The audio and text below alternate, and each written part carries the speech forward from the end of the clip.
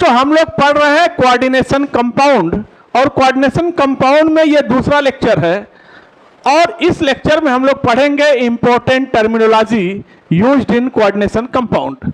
कौन कौन से वो इंपॉर्टेंट टर्मिनोलॉजी हैं जो कोऑर्डिनेशन कंपाउंड में बहुत ज़्यादा इस्तेमाल होगा, और उनसे कैसे क्वेश्चंस आएंगे, चाहे आईआईटी जेईई का एग्जाम हो या नीट का एग्जाम हो, वो सारी बातें करेंगे। लेकिन अगर कोऑर्डिनेशन कंपाउंड का पहला लेक्चर आपने न देखा हो तो आप फटाफट यूट्यूब में सर्च करिए coordination compound PC group coaching वाला, वो वीडियो आ जाएगा, उसे जरूर देखिएगा। तो आइए बच्चों स्टार्ट करते हैं। इंपॉर्टेंट टर्मिनोलॉजी में सबसे पहले हम बात करेंगे, पहला टर्म आ रहा है सेंट्रल मेटल एटम, और इसके बाद हम पढ़ेंगे लिगेंड। और ये दोनों बहुत ही ज्यादा इंपॉर्टेंट हैं किसी भी कॉम्प्लेक्स के लिए, एक तो सेंट्रल मेटल और दूसरा लिगेंड। इन दोनों की बहुत डिटेल स्टडी करनी है, तभी आप कोऑर्डिनेशन कंपाउंड में अच्छी पकड़ बना पाएंगे, तभी आप आईआईटी जेईई और नीट के सारे क्वेश्चन को लगा पाएंगे। तो आइए बात करते हैं सेंट्रल मेटल एटम की।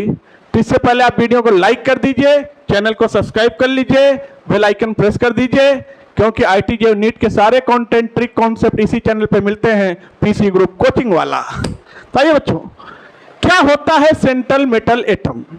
कहते हैं किसी कॉम्प्लेक्स का न्यूक्लियस बोला जाता है सेंट्रल मेटल को। और क्या कोई भी मेटल सेंट्रल मेटल बन सकता है? ऐसा संभव नहीं है, क्योंकि अगर आप कॉम्प्लेक्स का सिनेरियो देखिए तो कॉम्प्लेक्स को जनरली कैसे रिप्रेजेंट करते थे? सबसे पहले लिखते थे कैटायन, इसके बाद बड़ा ब्रैकेट लगाते थे, फिर लिखते थे सीएम, सीएम मतलब सेंट्रल मेटल, और इसके बाद छोटा ब्रैकेट लगाते थे, उसमें लिखते थे लिगेंड, और फिर कोऑर्डिनेशन नंबर, फिर ब्रैकेट बंद, या फिर लास्ट में लिखते थे एनायन, यदि होता था तो जो आप ये सेंट्रल मेटल देख रहे हैं, हम इसी को पढ़ रहे हैं, ये सेंट्रल मेटल। तो क्या कोई भी मेटल सेंट्रल मेटल बन सकता है? क्वेश्चन ये है। तो भैया कोई भी मेटल सेंट्रल मेटल नहीं बन पाएगा, पहली चीज, क्योंकि सेंट्रल मेटल बनने के लिए कुछ शर्तें हैं। अगर उन शर्तों को कोई मेटल फुलफिल करेगा तभी वो सेंट्रल मेटल बन पाएगा। सर वो कौन सी शर्तें हैं? तो पहली शर्त क्या है बच्चों? Small size. सेंट्रल मेटल बनना चाहता है तो उस मेटल का साइज छोटा होना चाहिए। दूसरी शर्त high effective nuclear charge. High effective nuclear charge. Effective nuclear charge बहुत ज्यादा होना चाहिए, यानी अगर हम बात करें 5 की तो चार्ज अपॉन साइज रेशियो, इसी को बोलते हैं हाई इफेक्टिव न्यूक्लियर चार्ज, यानी आयनिक पोटेंशियल बहुत ज्यादा आना चाहिए। दूसरी शर्त हो गई। तीसरी शर्त having vacant D orbital. Vacant D orbital,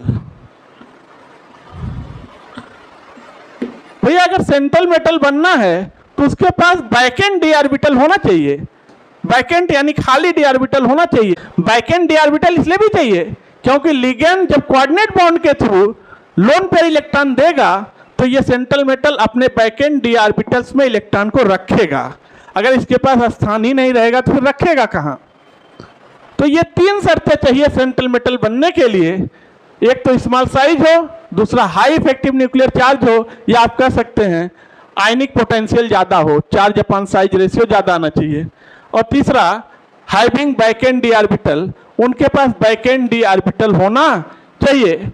और ऐसा यूजुअली बच्चों देखा गया है, ये सारी शर्तें ट्रांजिशन मेटल फुलफिल करती हैं, या आप कह सकते हैं जो डी ब्लॉक के एलिमेंट्स होते हैं वो सारे एलिमेंट्स इन शर्तों को फुलफिल करते हैं। इसीलिए ज्यादातर डी ब्लॉक के एलिमेंट ही सेंट्रल मेटल बनते हैं। ठीक है, तो this condition are fulfilled by these conditions are fulfilled by D block element, D block element या फिर ट्रांजिशन एलिमेंट। देखिएगा, ये शर्तें जो हैं डी ब्लॉक के एलिमेंट्स फुलफिल करते हैं, ट्रांजिशन एलिमेंट फुलफिल करते हैं, इसीलिए डी ब्लॉक या ट्रांजिशन एलिमेंट ही ज़्यादातर देखने को मिलते हैं सेंट्रल मेटल। जैसे सपोज करिए आप कोई कॉम्प्लेक्स लिख रहे थे K4 FeCN का होल 6, तो क्या देखिएगा यहाँ पर सेंट्रल मेटल आयरन बन गया। तो बच्चों आयरन क्या है? तो बच्चों आयरन क्या है? डी ब्लॉक का एलिमेंट है। आयरन का एटॉमिक नंबर कितना है? 26। इसका इलेक्ट्रॉनिक कॉन्फ़िगरेशन क्या होगा? 3d6 4s2। तो यहाँ से देखिए डी में कितने ऑर्बिटल होते हैं? 5 ऑर्बिटल होते हैं। 1 2 3 4 5 6 इलेक्ट्रॉन बनने हैं। 1 2 3 4 5 6। ठीक, ये तो हो गया 3d। अब ये हो गया 4s। तो एक इलेक्ट्रॉन क्लॉकवाइज, एक इलेक्ट्रॉन एंटी क्लॉकवाइज। और ये हो गया 4p 1 2 3 4 5 5d। तो देखिए इनमें तो इलेक्ट्रॉन है, लेकिन इन ऑर्बिटल्स को आप देखिए तो ये बैकेंड डी ऑर्बिटल हैं, बैकेंट ऑर्बिटल हैं। पी भी बैकेंट है और डी ऑर्बिटल भी बैकेंट है। तो कोई ऐसा सेंट्रल मेटल चाहिए जिसके पास बैकेंट डी ऑर्बिटल हो, ताकि जब लिगेंड अपना इलेक्ट्रॉन दे तो उस बैकेंट ऑर्बिटल में हम इलेक्ट्रॉनों को आसानी से रख पाए। तो अब बात करते हैं लिगेंड की। तो सवाल होता है व्हाट इज लिगेंड? लिगेंड होता क्या है? तो भैया लिगेंड कुछ भी हो सकता है, एटम हो सकता है, आयन हो सकता है, मॉलिक्यूल हो सकता है, बस शर्त इतना है ligand must have electron rich species. Electron rich species को हम बोलते हैं लिगेंड। यानी लिगेंड वो होता है जिसके पास इलेक्ट्रॉनों की कोई कमी नहीं है, क्योंकि लिगेंड ही अपना lone pair electron coordinate bond के थ्रू सेंट्रल मेटल के बैकेंट डी ऑर्बिटल में देगा। तो ये इलेक्ट्रॉन तभी दे पाएगा जब इसके पास ऑलरेडी ज़्यादा इलेक्ट्रॉन हो। अगर इलेक्ट्रॉनों की कमी रहेगी तो इलेक्ट्रॉन दे नहीं पाएगा। तो जरा समझिएगा, मान लीजिए कि हमारे पास कोई कॉम्प्लेक्स है FeCl6। तो सपोज करिए हमारे पास कोई कॉम्प्लेक्स है FeCl6 -4। अब यहां पर सेंट्रल मेटल बच्चों क्या है? Fe। लिगेंड क्लोरीन है और कितने हैं? 6, यानी 6 कोऑर्डिनेट बॉन्ड बनेगा। तो पहला Cl, कोऑर्डिनेट बॉन्ड दूसरा Cl, कोऑर्डिनेट बॉन्ड तीसरा Cl, कोऑर्डिनेट बॉन्ड चौथा Cl, कोऑर्डिनेट बॉन्ड पांचवा Cl, कोऑर्डिनेट बॉन्ड 6 Cl। देखिए जितना लिगेंड है उतने कोऑर्डिनेट बॉन्ड बने, यानी उतने lone pair electron coordinate bond के थ्रू इस आयरन के बैकेंट डी ऑर्बिटल में ये दे देगा। यानी लिगेंड क्या है? Ligand is anything which having electron rich species. अब ये चार्ज के बेस पर, डेंसिटी के बेस पर लिगेंड कई वैरायटी के भी होंगे जो हम आपको बात करेंगे। अगर चार्ज के बेस पर देखें तो लिगेंड कौन कौन से होते हैं? Negative ligand, positive ligand, neutral ligand. ये सारी बातें अभी हम करेंगे। डेंसिटी के बेस पर देखें कि एक लिगेंड पर डोनर एटम कितना लोन पे इलेक्ट्रॉन दे सकता है, इसे डेंसिटी बोलते हैं। तो डेंसिटी के आधार पर लिगेंड कौन कौन से हैं? Monodentate ligand, bidentate ligand, ट्राइडेंटेड ligand, tetradentate ligand, hexadentate ligand, और ये सारे लिगेंड्स हम लोग पढ़ने वाले हैं। अब बच्चों दो चीज हमेशा आप याद रखेंगे, ये है हमारे पास सेंट्रल मेटल और ये है लिगेंड। एक ही जगह इसलिए बता रहे हैं ताकि आपको याद रहे। ये जो सेंट्रल मेटल होता है ये काम करता है लुईस एसिड का, लुईस एसिड का, और लिगेंड हमेशा काम करता है लुईस बेस का। तो इसको एक ही जगह याद रख लीजिए दुनिया का कोई भी कॉम्प्लेक्स होगा तो उसमें सेंट्रल मेटल होगा, लिगेंड होगा। कोई भी कॉम्प्लेक्स हो, लिगेंड हमेशा लुईस एसिड का काम करेगा। कोई भी कॉम्प्लेक्स हो, लिगेंड हमेशा लुईस बेस का ही काम करेगा। तो आइए बच्चों, निगेटिव लिगेंड कौन कौन से? बहुत सारे लिगेंड हैं, जैसे क्लोराइडो, ब्रोमाइडो, आयोडाइडो, नाइट्रेटो, सल्फेटो, फास्फेटो।